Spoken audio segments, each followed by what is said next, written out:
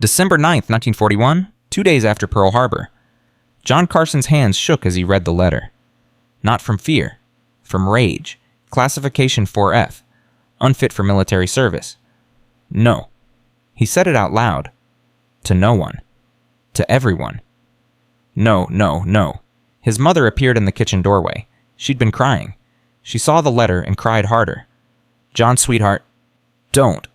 He crumpled the paper. The official seal cracked. Don't say it doesn't matter. Don't say I'm needed here. Don't. The screen door slammed. Mark came in carrying firewood, saw their faces, and stopped. They rejected you. Not a question. Mark already knew. Everyone in Madison County knew what 4F meant. The men at the feed store knew. The women at church knew. Charlie Henderson knew, and Charlie Henderson was 53 with one lung. John threw the letter at the wall. My back, his voice broke. A tractor accident 3 years ago, and now I can't... He couldn't finish. Couldn't say fight. Couldn't say serve. Couldn't say matter. Mark set down the firewood carefully. Too carefully. The way you move when you're about to deliver bad news. I got my orders. I leave Tuesday. Their mother made a sound like something dying. Fort Des Moines first, Mark continued. Then England by March, they think. Maybe France after that. He looked at John. I need you to do something for me. What? John's voice was hollow. Take care of them. Ma and Pa, the farm, the bees. Mark stepped closer. And take care of yourself, because when I come back, and I am coming back, I need you to still be here. Still be you, not whatever this is. John wanted to hit him, wanted to scream, wanted to trade places, trade bodies, trade the stupid injury that had ruined everything. Instead, he hugged his brother, hard. Come back, he whispered. That's all. Just come back. Tuesday came too fast. John drove Mark to the recruitment station in Winterset. Their father sat in the back seat, silent. Their mother stayed home. Couldn't bear it. At the courthouse, 42 young men lined up. John recognized most of them. Tommy Chen from the hardware store, the Patterson twins, Billy Foster, who'd been quarterback their senior year. They were laughing, excited, ready. Mark joined the line, turned back once, raised his hand. John raised his back. Then Mark was gone. Swallowed by a green RE bus, and John was driving home, alone with his father, and the war had taken his brother while leaving him behind. The letter started in January. Dear John, England is cold and wet and the food is terrible, but the people are kind. They've been fighting for 2 years and they're tired, but they haven't broken. Makes me think of you with the bees. Patient, stubborn. I can't tell you where I am or what I'm doing. Censors, you know. But I think about the farm every day, about Ma's cooking, about Pa's terrible jokes, about you in that workshop at 2 a.m. mixing God knows what. Stay busy. Don't let the 4F thing eat at you. You're doing your part. Love. Mark John read it 17 times. Then put it in a box with the rejection letter. 2 pieces of paper that said the same thing, you're not enough. He went to the workshop. By March, he'd expanded the bee operation to 70 hives. By April, 90. By May, he was producing more honey than the rest of Madison County combined. His father worried. Son, you're working yourself to death. I'm working. At 3 a.m., that's not working. That's running. I'm fine. He wasn't fine, but fine was a luxury for people who weren't watching their brothers ship off to die. The telegram came April 15th. War Production Board. Stop all surplus. Honey designated military use. Stop. Collection team arriving May 2nd. Stop. John stared at it. Military use. His honey. His bees. Finally contributing to something. He worked harder. May 2nd. A truck arrived. The driver was Chinese-American Lieutenant's bars on his collar, clipboard in hand. He didn't smile. Didn't make small talk. Just walked straight to the honey house and started counting. Lieutenant Robert Chen, Agricultural Resource Division. He opened a tin, checked the seal. You're Carson. John Carson. This is my operation. 1,600 gallons. Chen made a note.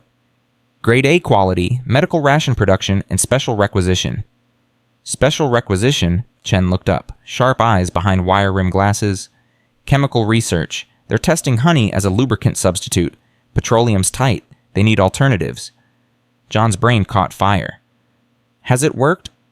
No, too water-soluble, breaks down under friction. They've tried mixing it with beeswax plant oils, pine resin. Nothing stable enough. Chen returned to counting. Why, just curious. You don't look just curious. You look like someone with an idea. John hesitated. Then, I've been experimenting.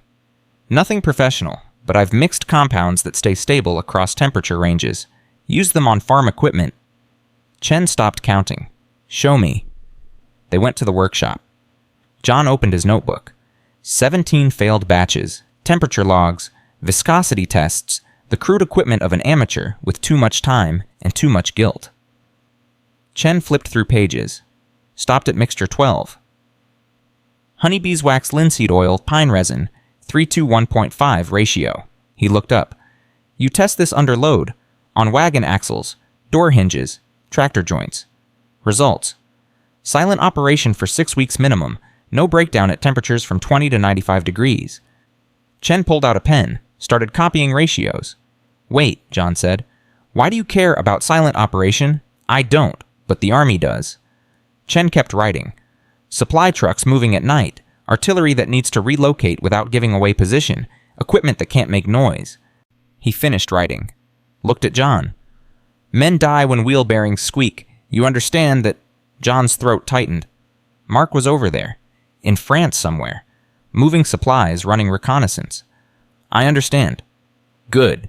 Chen tore out the page. I'm taking this to my supervisor. If it works, someone will be back. Keep experimenting. Keep notes. And Carson... He paused at the door. Don't tell anyone. This conversation didn't happen. Then he was gone. The truck loaded with 1,600 gallons of honey, $200 in government pay, and 1 page of notes that might matter. John went back to the workshop. Mixture 18 caught fire. John didn't notice until smoke filled the room. He grabbed the burning rag, threw it in the sink, turned on water. The fire died. The smoke didn't. His father burst in. Jesus Christ, John. What are you... I'm fine, it's fine. You're not fine. You're in here every night until dawn, mixing chemicals, barely eating. His father grabbed his shoulders. Son, you have to stop. This isn't healthy. Mark's getting shot at, and I'm playing with bees. John's voice cracked. Don't tell me about healthy. Nothing about this is healthy, but at least I'm trying to... He couldn't finish. His father pulled him close. John was taller, broader, but in that moment felt 6 years old again. What you're doing matters, his father said quietly. The farm, the food, even these experiments, it all matters. It doesn't feel like it matters. Feelings lie, son. Facts don't. And the fact is, someone needs to keep this place running. Someone needs to be here when Mark comes home. When, not if. John nodded, pulled away, wiped his eyes. I need to adjust the oil ratio, he said. His father sighed, but he left John alone. June 17, 1943. The black Ford sedan came up the drive at sunset. John saw it from the hives. His stomach dropped. That's how death notifications arrived. Black car, uniformed officer, words that destroyed families. He ran, but the car didn't stop at the house. It pulled up to the honey house. A man got out civilian clothes, leather briefcase, looking around like he'd never seen a farm before. Mr. Carson, John Carson? John slowed, breathing hard. That's me? Martin Reeves, Department of Agriculture, currently detailed to War Production Board. He opened his briefcase, pulled out a jar. Lieutenant Chen filed a report about you, about Mixture 12. The jar was amber-colored, thick. Label in neat handwriting SSC4. Sweet Silence Compound, John read. Number 4. The 4th variant that didn't explode, freeze, or liquefy. We've been working 18 months to develop a petroleum alternative for military applications. Reeves handed him the jar. We're failing. It works at 65 degrees. Above 80, it becomes soup. Below 40, it's concrete. We need something stable. John held the jar up. The compound moved slowly. Too slowly. You're using refined honey, he said. That's your problem. Refined honey crystallizes. Raw honey stays stable. Reeves blinked. How do you... I keep bees, Mr. Reeves. 20 million of them. I know honey. John handed back the jar. Your compound's too pure. You need impurities. Pollen, propolis. The things that make raw honey stay liquid. Reeves stared at him, then pulled out a notebook. What else? Your wax ratio's too high, makes it stiff, and you're not accounting for seasonal variation in honey composition. Spring honey's different from fall honey. Different sugar balance. Jesus Christ, Reeves was writing fast. Chen said you were self-taught. I read, I experiment, I fail a lot. John nodded toward the workshop. Want to see 17 failures. They spent 2 hours in the workshop. John showed him every mixture, every test, every failure, and half success. Reeves took notes on everything. Finally, he closed his notebook. Mr. Carson, the Army has a problem. We have vehicles that need to operate in silence. Supply trucks, mobile artillery, equipment I can't describe. Standard greases squeak, grind, give away positions. He met John's eyes. Men die because someone forgot to grease a wheel bearing properly. John thought of Mark, in a truck somewhere, moving supplies through enemy territory. What do you need from me? Develop variations on Mixture 12. Test them. Keep detailed records. I'll visit monthly for samples. Reeves paused. You can't tell anyone. Espionage Act. This is classified. I understand. And Mr. Carson? Reeves's voice softened. If this works, if we can develop a reliable compound, you'll be saving lives. Not with medals or glory, just saving them. Is that enough? John looked at the workshop, at 17 failures, at the tools of an amateur who couldn't fight but could maybe contribute something. It has to be, he said. After Reeves left, John didn't sleep. He pulled out Mixture 12, examined it, started adjusting, less beeswax, more pine resin, raw honey from the spring harvest instead of the refined stuff, a drop of propolis extract. He mixed it by hand, slow, careful, the way you do when it might matter. By midnight, he had variation 12A. By 2 a.m., variation 12B. By dawn, when his father came to wake him, John was testing 12C on the barn door hinges. The door swung open, silent, smooth, no squeak. His father watched, said nothing, just squeezed John's shoulder and went to start breakfast. John stood there listening to silence where there used to be noise. Mark's most recent letter was in his pocket, arrived yesterday, barely readable through the censor marks. Can't say where, can't say what, but it's coming soon. Something big. Pray for us. Something big. June 1943. Everyone knew what that meant. Invasion, France, the beginning of the end or the end of everything. John touched the jars of 12C. I'm trying, Mark, he whispered to no one. I'm trying. The bees hummed in their hives. The war continued across the ocean, and in a workshop in Iowa, a man who couldn't fight found a different kind of weapon. He just didn't know yet that in 11 months that weapon would save his brother's life. But he would find out. On June 13, 1944, when Mark Carson's convoy crossed 12 miles of enemy territory in complete silence and came out the other side alive. That story, though, that was still coming. For now, there was only work, only hope, only the compound that smelled like honey and tasted like redemption. John got back to work. July burned hot that year. John worked through it. Mixture 12C failed in the heat. Turned to syrup by noon.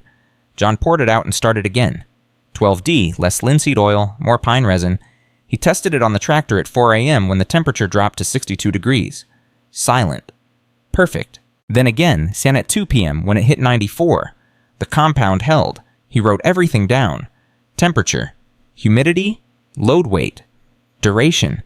The notebook filled with numbers that meant nothing to anyone except maybe Martin Reeves, who wouldn't return until August. Mark's letter arrived July 23rd. Training's intensified. Can't say more. But John, if you're still mixing those compounds in the workshop, keep going. Army's desperate for anything that works. Heard rumors they're testing honey-based stuff. Crazy, right? Love you, brother. John held the letter until his hands stopped shaking. Then he went back to work.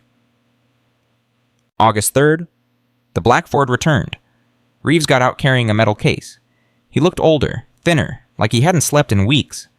Show me what you have. No greeting, no small talk, just urgency.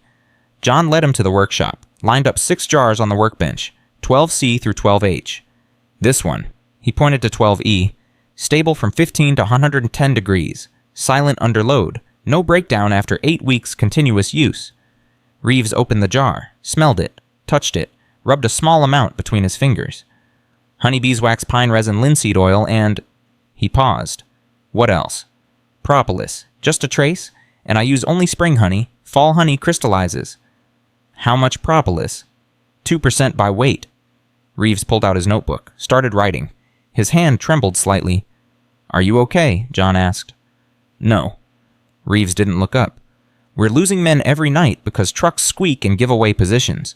because artillery wheels grind and alert the enemy, because every goddamn bearing in the European theater sounds like a dying animal and we can't fix it fast enough. He finished writing. Looked at John. I need this compound in production by October. October? That's 8 weeks. I know. Can you produce enough for testing, say, 200 pounds? John calculated. 20 hives at peak production, processing time, mixing time. 200 pounds of compound or 200 pounds of honey? Compound. I'll need more beeswax, more pine resin, and I'll need help. I can't process that much alone. I'll authorize procurement. As for help, can you trust your father? John thought about his father in the burning workshop saying what you're doing matters. Yes. Good. Bring him in. Tell him it's classified war work. Nothing else. Reeves picked up the jar of 12E. Mr. Carson, if this works, and I mean really works, you'll be saving hundreds of lives. Maybe thousands. And if it doesn't, then I'm back to square one and men keep dying. Reeves met his eyes. No pressure. He left with all the 6 samples. The workshop felt empty without them. John found his father in the barn. Pa, I need to tell you something. They worked through August and September. His father never asked questions, just showed up every morning at 5 a.m., heated the mixing vat, strained, honey-melted beeswax. They worked in rhythm, father and son, making something that might matter. The house smelled permanently of honey and pine. John's mother complained once, then stopped when she saw the intensity on their faces. You're doing war work, she said quietly one evening. Not a question. John nodded. She kissed his forehead. Then I'll stop complaining about the smell. They produced 240 pounds of compound by September 20th, packed it in sealed tins, labeled each one SC12E batch number, date temperature mixed. Reeves came September 22nd with a truck and 2 soldiers. Load it carefully, he told them. That's liquid gold you're handling. The soldiers didn't understand. How could they? It was just honey and wax, just another requisition in a war full of requisitions. But Reeves knew. John could see it in his eye. I'll be in touch, Reeves said. Keep producing. Same formula, same process. I'll send word when we need more. The truck disappeared down County Road G64. John and his father stood watching until the dust settled. Think it'll work? His father asked. I hope so, Pa. I really hope so. October brought the first frost and a letter from Mark that made John's blood run cold. We're preparing for something. Everyone knows it. No one talks about it. But you can feel it, like waiting for a storm. The equipment's being modified. Vehicles, weapons, everything. Some trucks are running quieter now. Don't know how. Don't ask. But I think about you and those compounds, and I wonder, if it's you, if somehow what you're doing is connected, then thank you. Because quiet vehicles mean fewer ambushes, fewer deaths. If it's not, then ignore this. Either way, keep being stubborn. Keep trying. It matters more than you know. John read it 20 times, then showed it to his father. My God, his father whispered.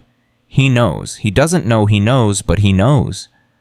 I can't tell him. Reeves said Hamonin. I know what Reeves said, but John, your brother's life might depend on your work. He deserves to know someone's looking out for him. He'll figure it out after, John said. If there is an after. They didn't talk about the alternative. November 8th. The telegram came. SSC-12E successful field trials stop approved. Mass production stop require 2,000 pounds monthly beginning December. Stop compensation increased. Stop congratulations stop. John's hands shook so badly his father had to read it for him. 2,000 pounds monthly. John, that's impossible. We'd need to expand to 300 hives. Hire workers, build a processing facility. Then we do it. In 3 weeks before winter. We do it, John repeated. Because somewhere in England, Mark and thousands of other men are preparing for something that might kill them. And if this... He held up the telegram. If this gives them even a slightly better chance, then we expand to 1,000 hives if we have to.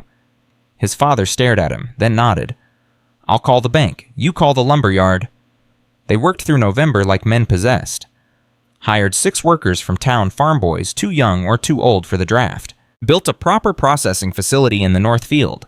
Installed industrial heating vats purchased with a war production board. Authorization Reeves sent by courier. Expanded to 280 hives. John didn't sleep more than 4 hours a night. Didn't care. Every batch of compound was another chance to save someone. Maybe Mark, maybe someone else's brother. December came with snow and the first production run. 2,040 pounds of SSC-12E, packed in military-spec containers, loaded onto 3 Army trucks that arrived December 18th. The officer in charge was a captain named Mills, middle-aged, tired eyes. He supervised the loading personally. "You're Carson the beekeeper." "That's me." "I don't know what's in these containers, Mr. Carson. My orders are to transport them to the Brooklyn Navy Yard for shipment overseas, but I was told to deliver a message." Mills pulled out a folded paper. "From a Mr. Reeves." John opened it. "It works.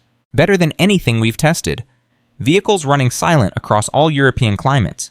Artillery moving undetected. Lives saved already. You did this. Keep producing. History will remember." M.R. John's vision blurred. He folded the paper carefully. "Tell Mr. Reeves thank you." "I will." Mills climbed into the lead truck. "And Mr. Carson, my brother's over there, driving supply trucks in England. If this stuff you made keeps him alive, I owe you everything." The trucks pulled out. John watched until they disappeared. His father found him 20 minutes later still standing in the snow. "Son." "They said it works, Pa. It actually works." His father put an arm around his shoulders. They stood together in the December cold, watching snow fall on empty fields and full hives and a workshop where amateur science had become military necessity. "Your mother wants you to come inside," his father said. "Says you'll catch your death." "In a minute."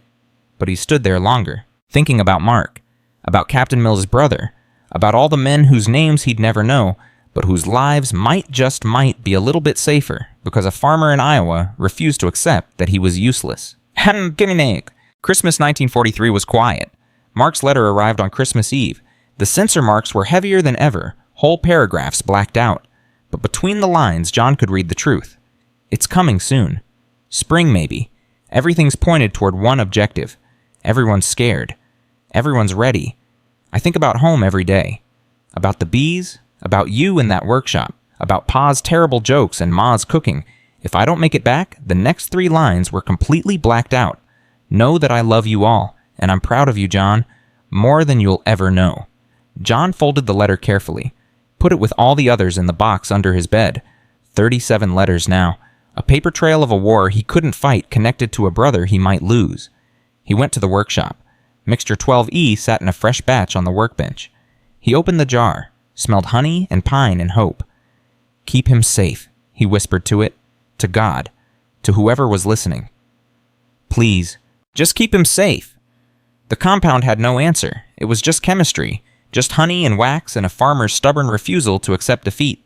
But sometimes chemistry was enough. Sometimes stubbornness won wars. And sometimes the smallest contribution, the quietest victory, was the one that mattered most. January through April 1944 blurred into endless production. 2,000 pounds in January, 2,500 in February, 3,000 in March. They hired more workers, built more hives. John's mother started keeping the books because the numbers got too complex. Every batch went to Brooklyn. Every batch disappeared onto ships bound for England. And every week, John waited for Mark's letters to confirm he was still alive. The letters came. Sparse, censored, but they came. Until May. May brought silence. No letter on the 5th, none on the 12th, none on the 19th. By the 26th, John was barely functioning. "He's probably just busy," his mother said. "You know how it gets before..." She couldn't finish. Before invasion, before whatever was coming, before the storm Mark had written about. June 1st, still no letter. June 2nd. John produced 4,000 pounds of compound working 18-hour days to keep his mind occupied. June 3rd. His mother found him asleep at the workbench face down in his notebook. June 4th. The telegram came, but not the one he feared. Urgent. Stop. Require 1,000 additional pounds. SC-12E within 48 hours. Stop. Priority Alpha. Stop. Authorize any means necessary. Stop. John stared at it. 1,000 pounds. 48 hours. Impossible. Then we do the impossible, his father said. They called in every favor, every worker, every available resource, worked around the clock. John's mother brought food every 4 hours. The workers ate standing up. No one complained. 46 hours later, they'd produced 1,060 pounds. The trucks came at dawn on June 6th. The driver was new, young, maybe 20. He looked at the containers with something like awe. "Sir, I don't know what this is, but my orders say it's critical, that it's for the invasion." John's heart stopped. "What invasion?" "Turn on your radio, sir. It started this morning. We're in France." The driver supervised loading, then left. Fast. Racing to get the compound to Brooklyn before whatever window they had closed. John and his father ran to the house, turned on the radio, static, then a voice. "Eisenhower announces Allied forces have landed on the beaches of Normandy. Initial reports indicate heavy fighting but successful beachhead establishment." His mother was crying. His father stood frozen, and John thought about Mark, about the quiet trucks and silent artillery and compound that didn't squeak, about whether any of it had mattered, about whether his brother was alive or dead on a beach in France. The radio kept talking. Normandy. D-Day. The beginning of the end, or the end of everything. In a workshop in Iowa surrounded by empty jars and the smell of honey, a man who couldn't fight waited to find out if his war work had been enough. If it had saved anyone, if it had saved Mark, the answer would come. But not yet. Not for days that would feel like years. For now, there was only waiting. Only hope. Only the terrible silence between battle and news, between trying and knowing, between life and loss. And in that silence, 20 million bees hummed their ancient song, indifferent to human war, making honey that might have helped win the greatest battle in history. June 7th, 1944. No news. John sat by the radio from dawn until midnight. His mother brought food he didn't eat. His father tried to get him to sleep. He couldn't.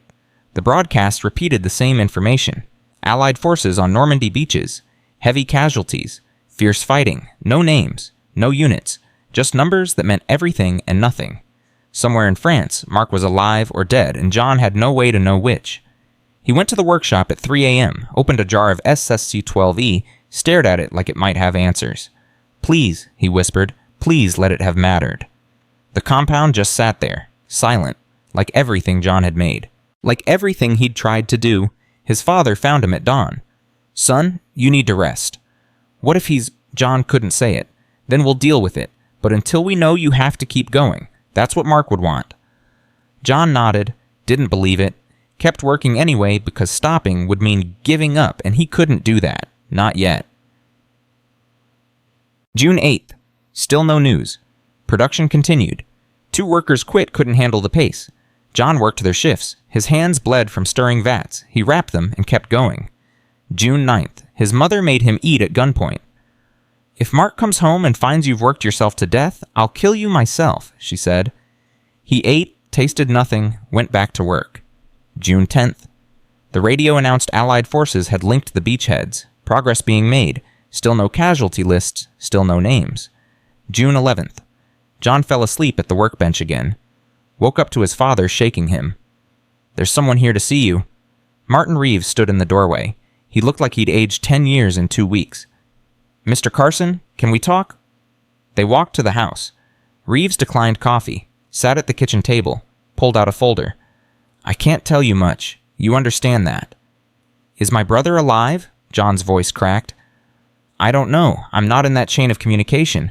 But I can tell you that the compound you made SSC-12E was used on over 200 vehicles in the Normandy operation. Supply trucks, artillery transporters, medical convoys." John's hands gripped the table edge.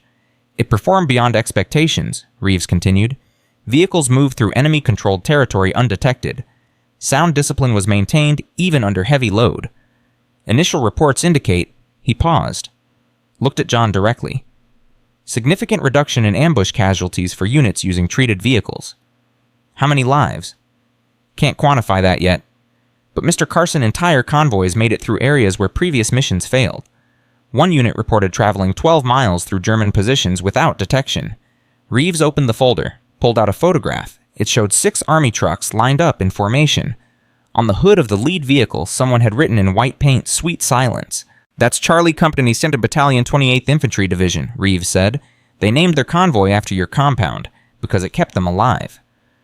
John stared at the photograph, tried to speak, couldn't. "Your brother's in the 101st Airborne, isn't he?" Reeves asked quietly. "Yes." "Then he probably wasn't in these initial convoys. Airborne dropped inland, but supply lines are moving up to support them now, using your compound. So if he's alive, Mr. Carson, you're helping keep him that way. After Reeves left, John sat holding the photograph. 6 trucks. Silent wheels. Men who made it home because a farmer in Iowa couldn't accept being useless. He put the photo in the box with Mark's letters, then went back to work. Because somewhere in France, his brother needed supplies. Ammunition, food, medicine, and trucks. Trucks treated with SSC-12E could deliver those supplies without dying in the attempt. Come. June 13th, 1944. 11:47 p.m. Mark Carson pressed against the side of a cargo truck, breathing through his nose, trying not to make a sound. Around him, 5 other vehicles sat motionless in the French darkness. Ahead, maybe 200-yard German artillery positions blocked the road to Carentan. "Can't go around?" Lieutenant Shaw whispered. "Too muddy. Trucks'll bog down." "Can't go back," Sergeant Miller added. "Battalion needs this ammo in 3 hours, or the attack fails." "So we go through," Mark said. "Slow, lights off. Pray they don't hear us." Shaw looked at the 6 trucks. 2,000 rounds of mortar ammunition, medical supplies for 300 wounded men, fuel for a dozen tanks. If they lost this convoy, good men would die tomorrow. "Those new grease jobs," Shaw said. "The honey stuff. How good is it?" Mark thought about John, about letters mentioning compounds and experiments, about a brother who couldn't fight finding another way to serve. "It's good, sir. Tested it 2 days ago, completely silent, even under full load." "2 days ago you weren't sneaking past German artillery." "No, sir, but I trust it." Shaw looked at his men, kids mostly, 18, 19 years old, scared but ready. "All right, engines off. We roll downhill using gravity. Stay 20 yards apart. If anyone gets spotted, the rest scatter. No heroes." "Understood?" They understood. Mark climbed into the second truck. His hands shook as he released the brake. The truck began rolling forward. Slow. Silent. The wheels turned without a whisper. No squeak. No grind. Just smooth rotation that shouldn't have been possible with 2 tons of cargo. They passed the first German position. Voices drifted across the darkness. Someone laughing. Someone else complaining about coffee. The trucks kept rolling. Silent as ghosts. Mark's heart hammered so loud he was sure the Germans could hear it, but they couldn't hear the wheels, couldn't hear the axles, couldn't hear 6 trucks carrying enough ammunition to change tomorrow's battle rolling right past their artillery. Half a mile. Then a mile. Then 2. 1 truck hit a pothole. Mark heard the cargo shift. Heard someone in that truck inhale sharply. But the wheels stayed silent. The compound held. 3 miles. 4. The German positions faded behind them. At 6 miles, they reached a slope. Gravity pulled them faster. Mark's foot hovered over the brake, ready to slow down, terrified the brake would squeal and give them away. It didn't. The compound worked on brakes too. Silent pressure, smooth deceleration, 8 miles, 9. They were through the worst of it now. American lines ahead. Just 3 more miles. Then Mark heard it. Motorcycle engine. German patrol. "Shit," someone whispered behind him. The motorcycle's headlights swept across the road, coming from the north, heading straight toward them. Shaw made a decision. He signaled, "Stop." Hide. Silent. The trucks rolled to gentle stops. Men jumped out, pressed themselves into shadows. Mark crouched behind his truck, hand on his rifle, barely breathing. The motorcycle approached. The rider was a lone young, probably on routine patrol. He passed within 10 feet of the first truck. Didn't see it, couldn't hear it. The silent vehicles blended into the darkness like they weren't even there. The motorcycle continued past. Its engine faded into the night. Shaw waited 5 minutes, then signaled move. They rolled the last 3 miles and crossed into American lines at 2:15 a.m. The sentries nearly shot them because they'd approached completely silent, and the password had changed since they'd left. "Jesus Christ," the sentry shouted after they'd identified themselves. "You guys sneak up like goddamn ninjas. Didn't hear you coming at all." "That's the point," Shaw said. They unloaded the cargo. 2,000 mortar rounds, medical supplies, fuel. Everything the battalion needed for tomorrow's push. The lieutenant in charge of the ammunition depot looked at Shaw like he'd performed a miracle. "How the hell did you get through? We lost 3 convoys last week trying the same route." Shaw pointed to the trucks. "New grease compound. Some kind of honey-based stuff. Keeps everything silent." "Honey."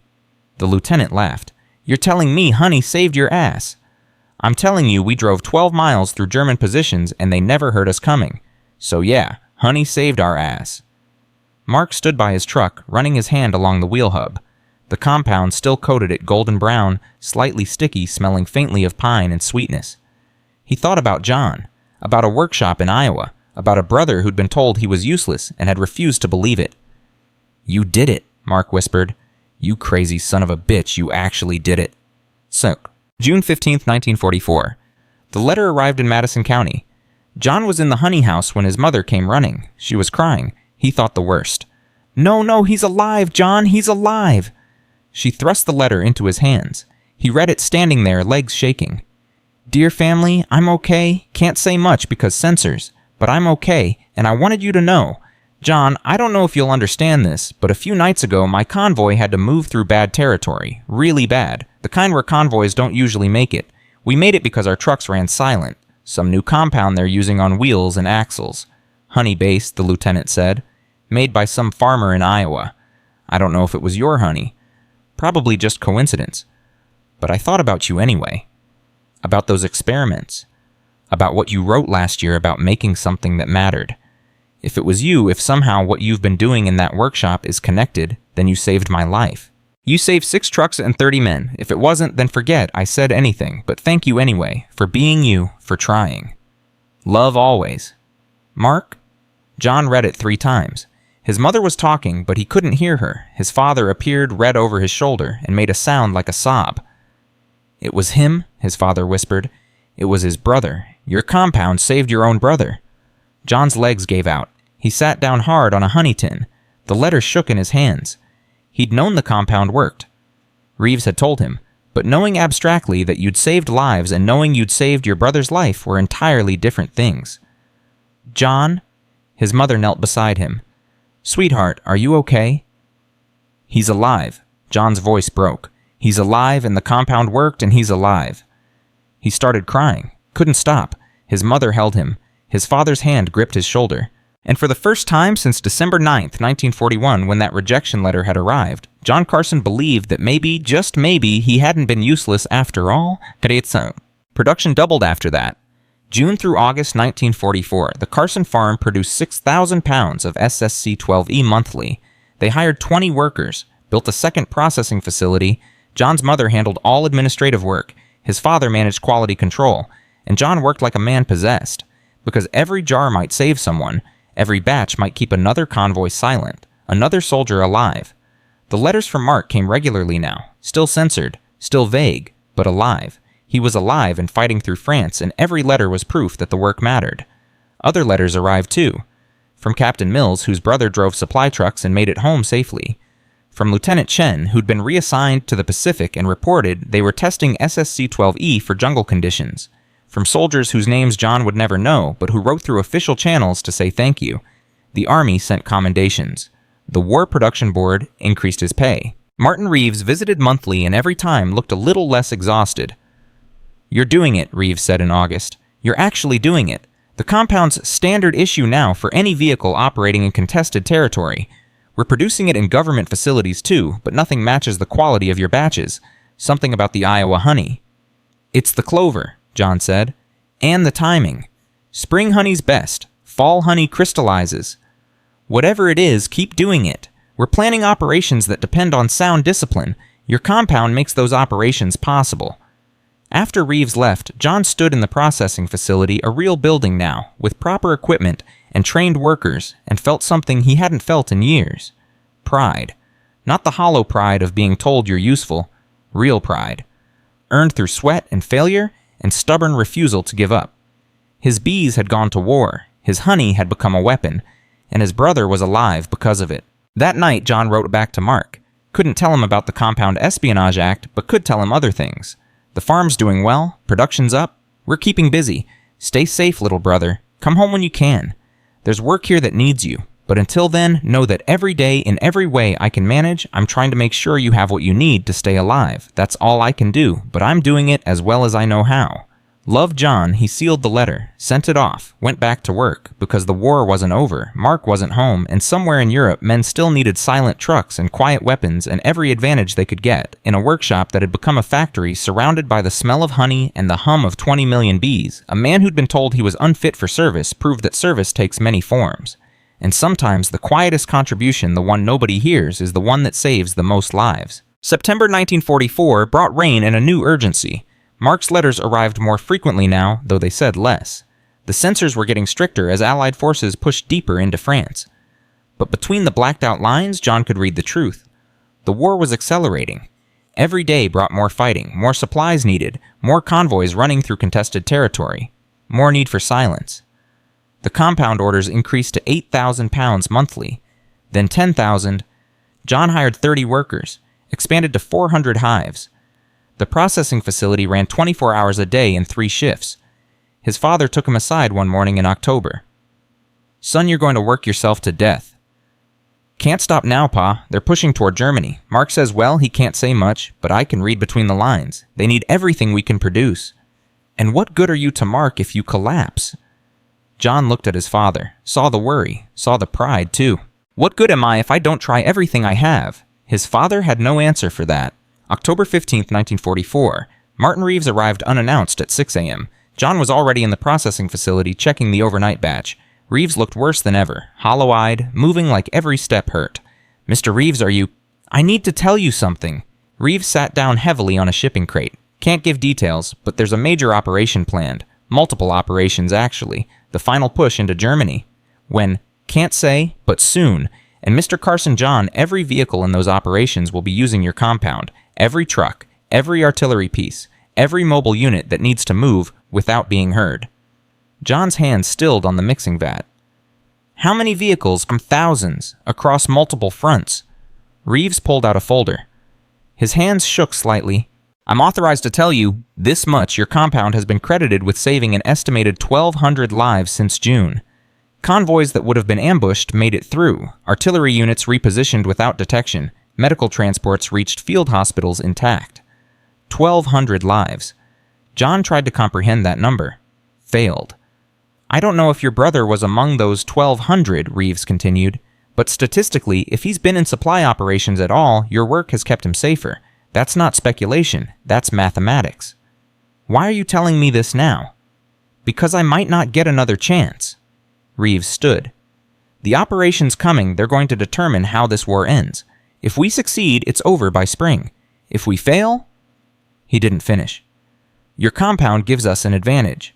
Small, maybe, but in war, small advantages save lives. Win battles, change outcomes."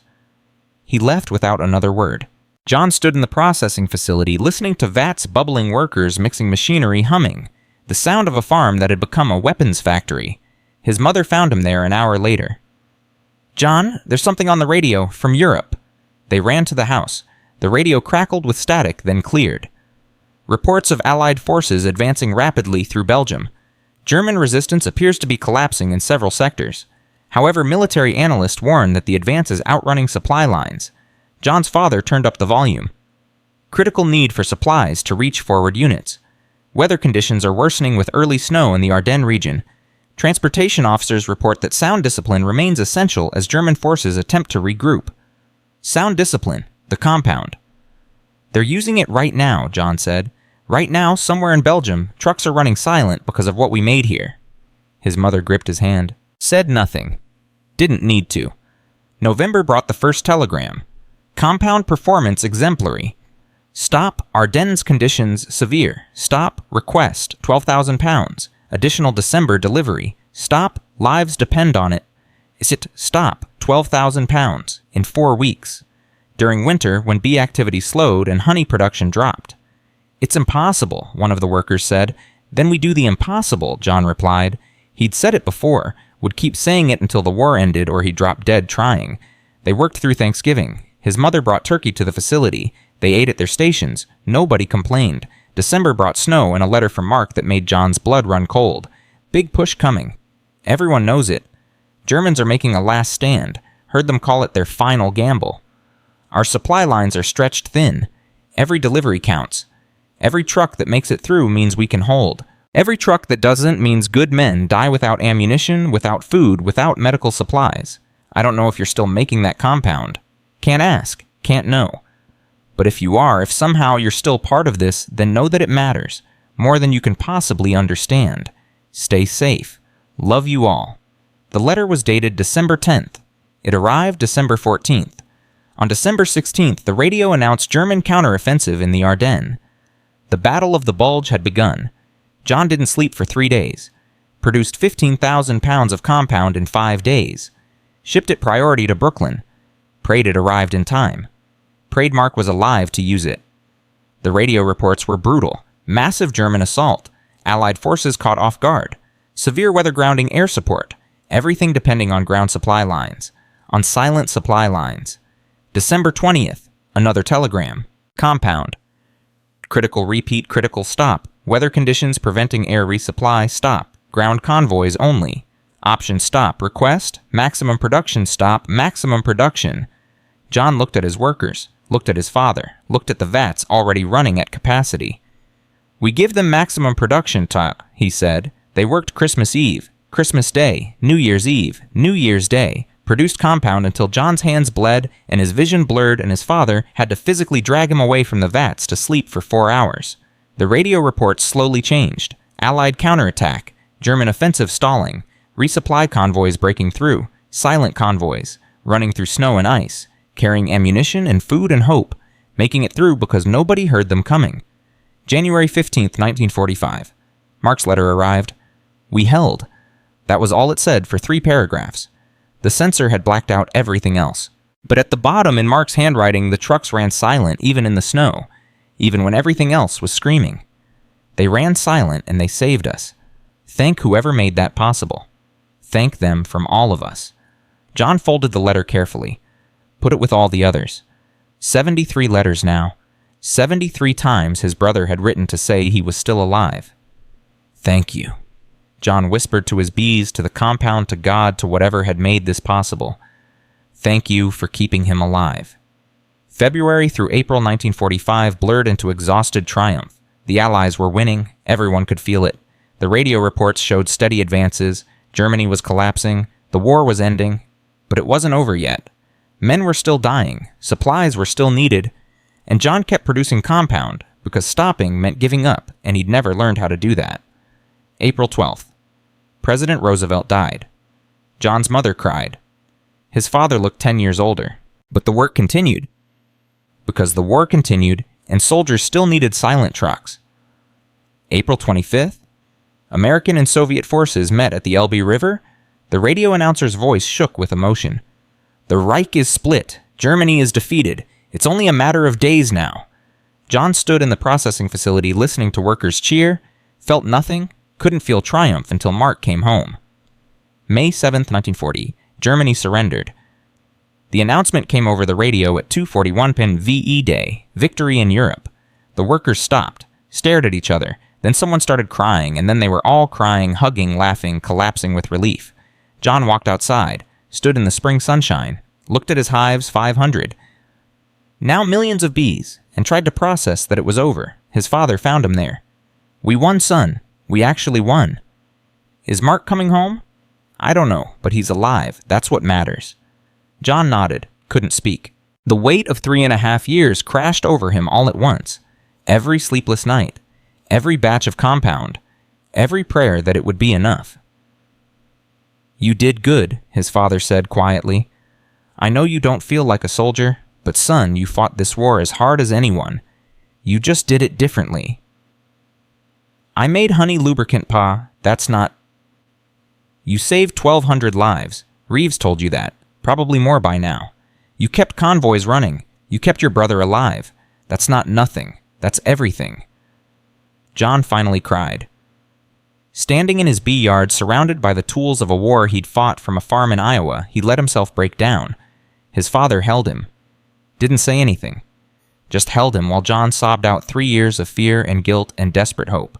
When he finally stopped, his father squeezed his shoulder. Now we wait for Mark to come home, and when he does, you can finally rest. May 15th. The letter arrived. I'm coming home.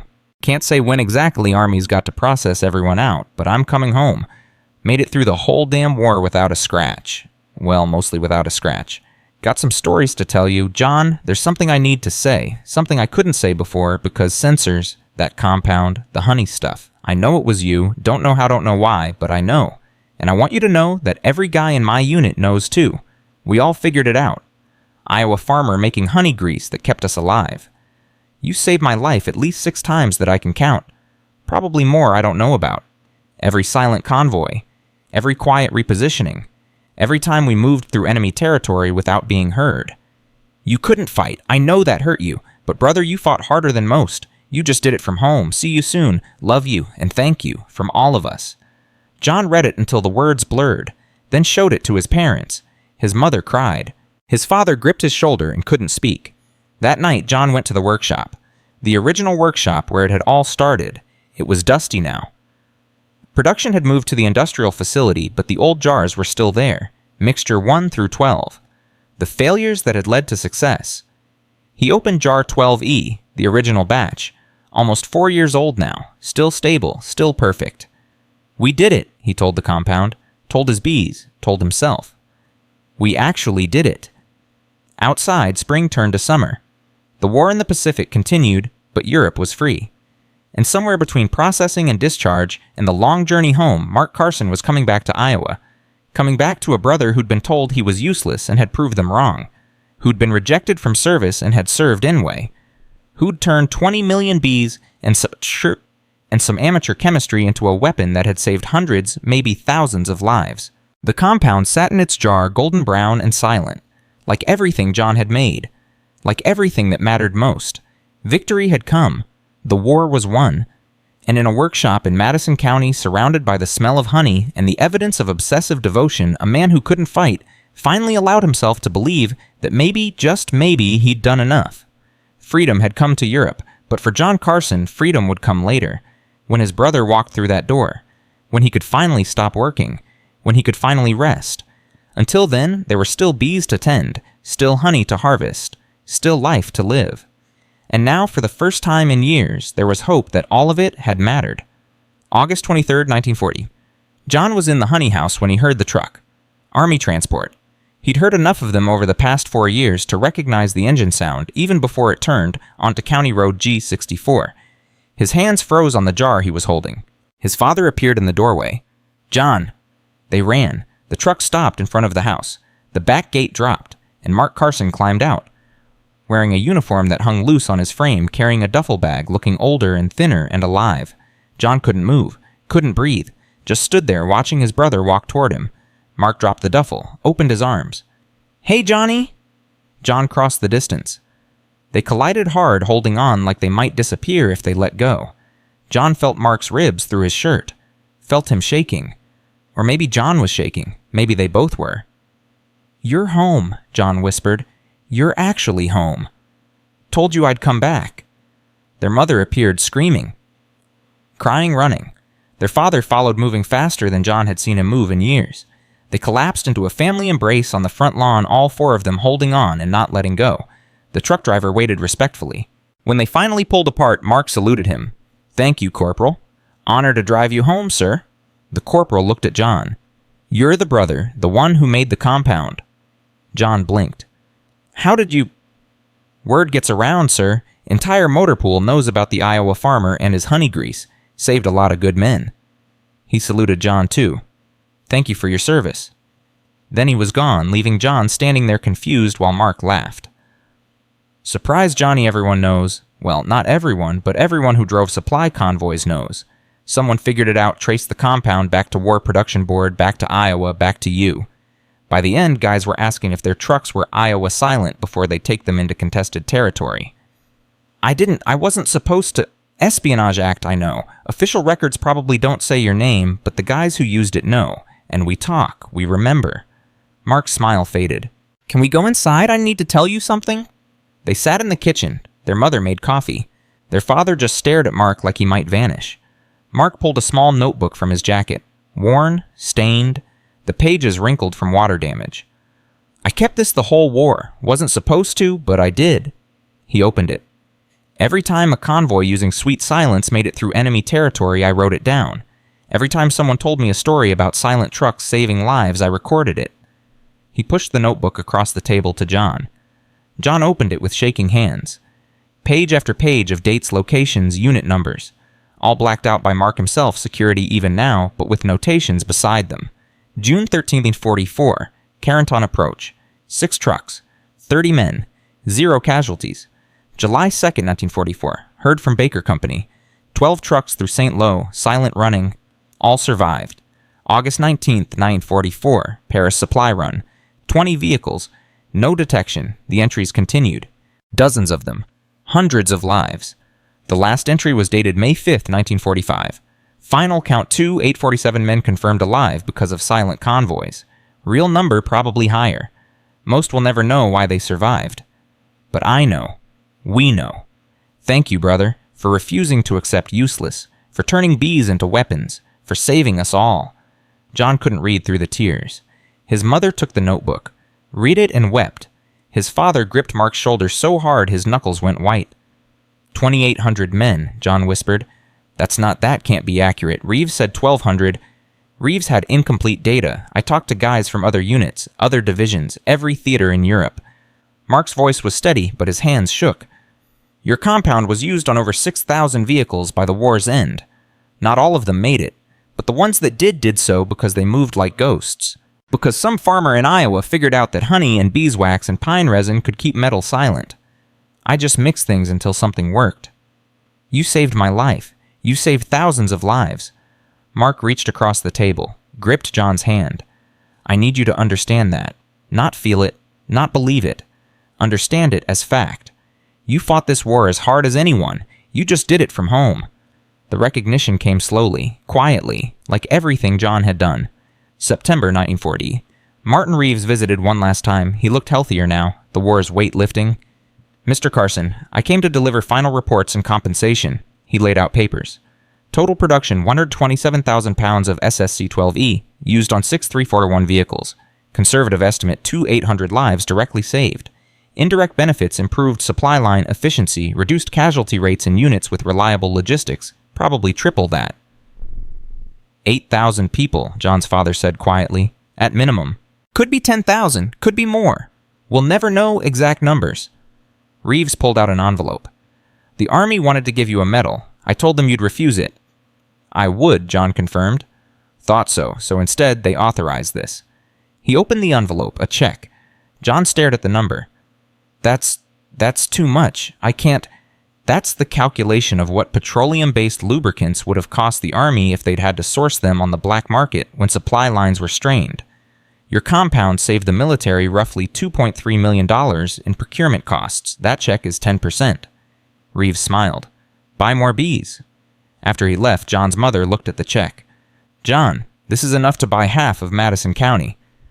Or expand the operation, John said quietly. Make this permanent. Hire more people. Give them real wages. Build something that lasts. His father nodded. You want to keep making honey. I want to keep proving that the things people dismiss as useless can save the world. The story should have ended there.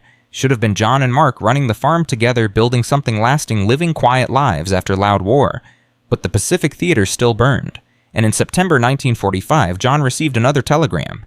SSC-12E requested Pacific operations. Stop jungle conditions, require testing, stop, request. 5,000 pounds for evaluation, stop. He looked at Mark, who'd been home barely 3 weeks. I'm done, Mark said immediately. I'm not going back, can't go back. I'm not asking you to, I'm asking if it's worth it, if I should keep doing this. Mark was quiet for a long time. Then, how many guys are still over there fighting? I don't know. Thousands. Tens of thousands. Then it's worth it. Someone else's brother needs to come home. They produced 5,000 pounds in October. The compound performed well in jungle humidity. Orders increased. Then on August 15, 1945, Japan surrendered. The final shipment of Sweet Silence compound left Iowa on August 20th. 3,000 pounds. Used on occupation vehicles in Japan and Germany through 1946. And then it was over. Actually over. No more telegrams. No more urgent orders. No more war. The years that followed were quieter. John and Mark ran the farm together. Expanded to 800 hives. Hired 40 workers.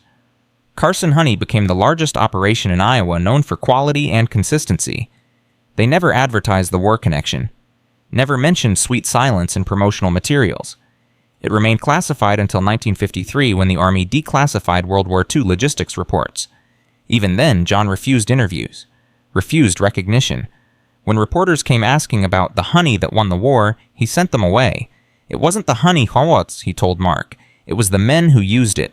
The drivers who kept going, the soldiers who fought. That's the story. You're part of that story.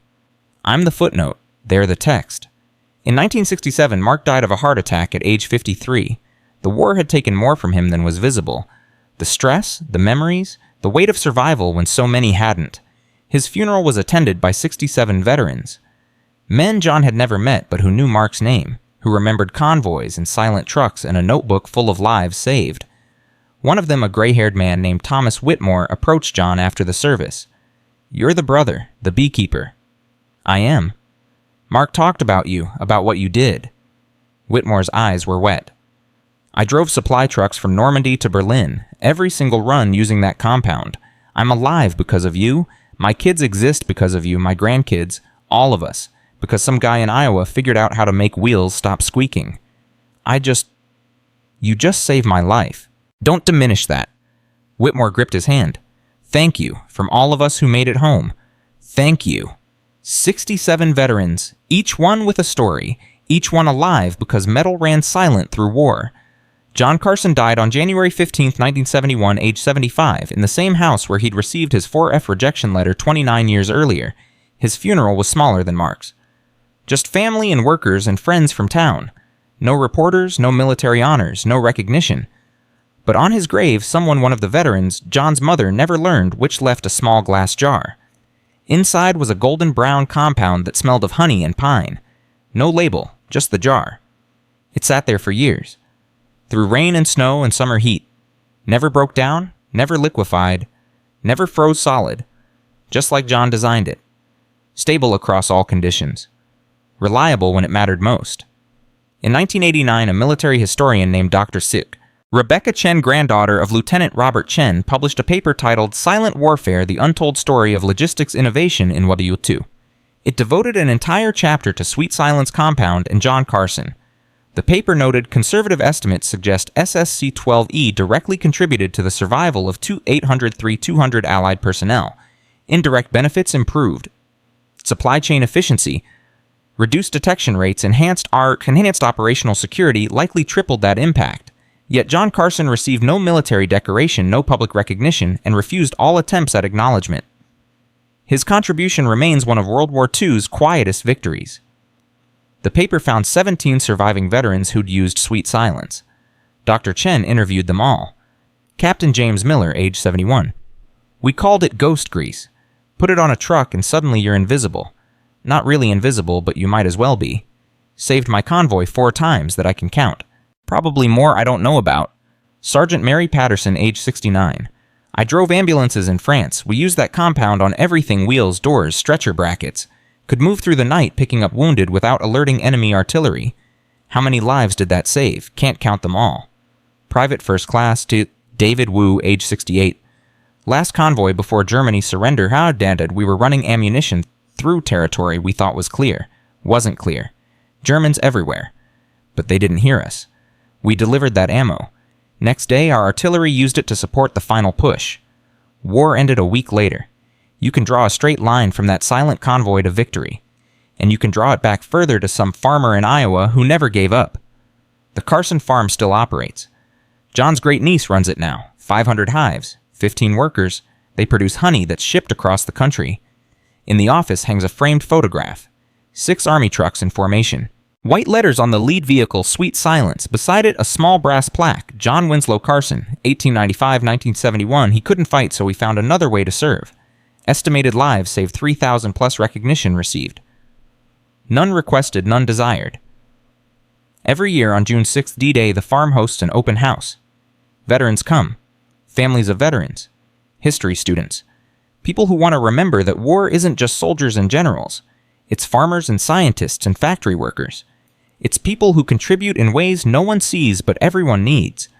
Last year, 347 people attended. The oldest was 94, a veteran who'd driven trucks through Belgium in 1944. The youngest was 6th great-great-grandson of a man whose convoy made it home because their wheels ran silent. The veteran told the child, Your grandfather lived because someone cared enough to try something everyone said was stupid, because someone refused to believe that honey and beeswax couldn't win wars. The child asked, "Did it work?" "You're here, aren't you? Your grandfather survived to have kids, those kids had kids, and here you are, so yes, it worked." There's a lesson in this story, not about honey or beeswax or chemical compounds, about what happens when ordinary people refuse to accept that they're ordinary. John Carson was rejected from military service, was told he was unfit, useless, could contribute nothing to the war effort. He refused to believe it. Instead, he took the things he knew, bees, honey, amateur chemistry, and turned them into weapons. Not guns, not bombs, but something quieter and in its way just as deadly to the enemy. He saved thousands of lives, made history, changed warfare, and did it all from a farm in Iowa while the world looked elsewhere. That's the real victory, not the battles won or medals earned, but the quiet contributions, the footnotes, the people who served by refusing to accept useless. The wars we remember are fought by millions, but they're won by individuals, by farmers and factory workers and nurses and engineers, by people who see problems and solve them, who see needs and fill them, who save lives not with heroics but with stubbornness. John Carson never wanted recognition, never sought glory, just wanted his brother to come home, wanted other brothers to come home too. And they did. 3,000 of them at minimum, probably more. All because a man who couldn't fight found another way to serve. His grave sits in Madison County Cemetery. Row 7, Plot 23. Simple headstone, just name and dates. No mention of war, no list of accomplishments. But if you visit in summer, you'll hear bees. The hives from Carson Farm are visible from the cemetery. The sound carries on the wind. 20 million bees, still making honey, still proving that the smallest creatures can change the world, still reminding us that silence, the right kind of silence, can speak louder than any battle cry. If you believe stories like this deserve to be remembered, if you think the quiet heroes should be honored alongside the loud ones, then share this. Tell someone about John Carson, about sweet silence, about the farmer who couldn't fight but saved thousands anyway, because memory is how we honor the past. Memory is how we learn for the future. Memory is how we ensure that the contributions of ordinary people doing extraordinary things never fade into silence. Not all battles are won with guns. Not all heroes wear uniforms. And not all victories are celebrated with parades. Sometimes the greatest triumph is the one nobody hears. The silent convoy. The ghost grease. The farmer in Iowa who refused to accept useless. Remember them. Remember him. Remember that changing the world doesn't require headlines. Just stubbornness, creativity, and the refusal to give up. Share this story. Write John Carson's name in the comments. Let his quiet victory echo a little louder. Because the world needs to know that wars aren't just won by soldiers. They're won by everyone who refuses to be useless, everyone who finds their own way to serve, everyone who proves that even the smallest contribution, even honey and beeswax mixed in a workshop at 3 a.m. can save thousands of lives. Remember John Carson. Remember sweet silence. Remember that ordinary people can do extraordinary things. If we forget them, we forget what makes victory possible, and we can't afford to forget.